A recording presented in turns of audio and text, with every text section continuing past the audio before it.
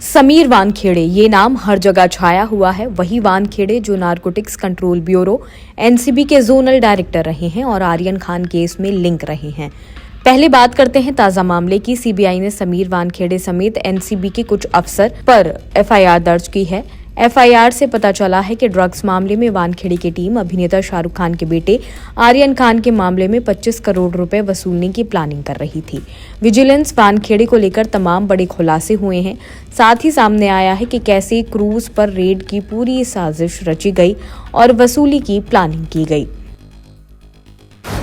खुलासे में समविल डिसूजा का नाम सामने आया, जिसने वानखेड़े को क्रूज पार्टी को लेकर इन्फॉर्मेशन दी थी। डिसूजा एक ड्रग सप्लायर था। ड्रग्स मामले में वानखेड़े की टीम ने उसे पकड़ा था और बाद में वो वानखेड़े के लिए काम करने लगा था। इतना ही नहीं, आरोप है कि फर्जी ड्रग्स प्लांट में एनसीबी की ये टीम डिसूजा का इस्तेमाल करती थी। पाटिल नाम की शख्स से वानखेड़े को क्रूज पर होने वाली पार्टी की जानकारी मिली। वानखेड़े को बताया गया कि इसमें कुछ बड़े व्यापारी और बड़े नाम वाले लोग शामिल होंगे जिन्हें टारगेट किया जा सकता है। हालांकि अब तक आर्यन खान के पार्टी में शामिल होने की कोई जानकारी एनसीबी के पास नहीं थी।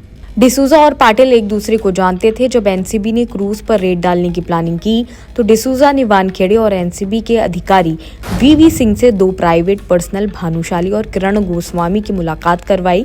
एनसीबी ने भानुशाली और किरण गोस्वामी को टास्क दिया कि वह क्रूज पर बड़ा कैच पकड़ेंगे। एनसीबी ने 27 लोगों की लिस्ट तैयार की, लेकिन जैसे ही आर्यन खान के आने की खबर मिली तो लिस्ट को छोटा कर दिया गया, जिसमें सिर्फ 10 लोगों के नाम शामिल किए गए। आर्यन क्रूज पर आया, उसे पकड़ लिया गया। उसका फोन एनसीबी ने अपने कब्जे में ले लिया ताकि वो अपने घर फोन ना कर सके।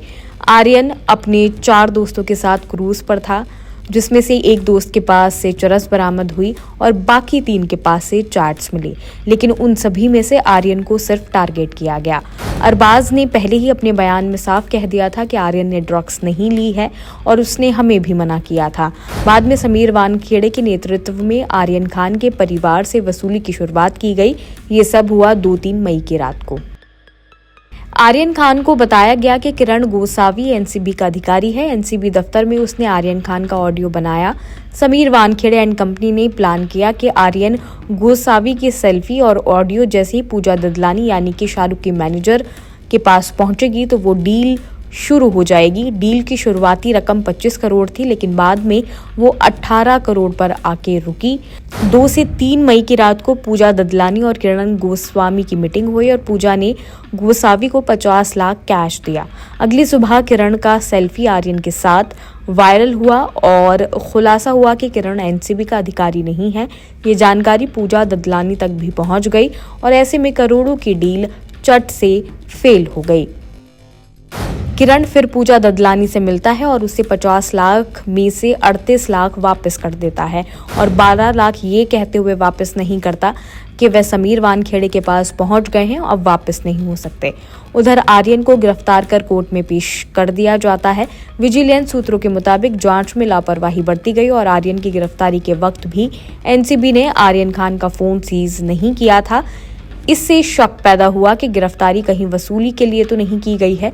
साथ ही आर्यन का मेडिकल भी नहीं कराया गया था, क्योंकि समीर वानखेड़े एंड कंपनी को पता चला था कि अगर आर्यन के परिवार से 25 करोड़ रुपए मिल जाते हैं तो आर्यन को छोड़ देंगे।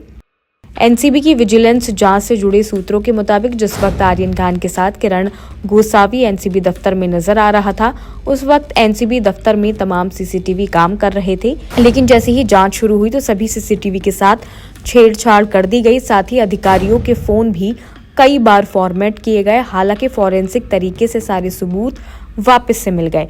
सारी रिपोर्ट तैयार करके गृह मंत्रालय को भेजी और इसी विजिलेंस रिपोर्ट को आधार बनाते हुए सीबीआई ने एफआईआर दर्ज की और वानखेड़े समेत सभी आरोपियों के यहां रेड की। तो ये थी आर्यन खान केस की इनसाइड स्टोरी। ऐसी ही और खबरों के लिए जुड़े रहिए जनसत्ता के साथ।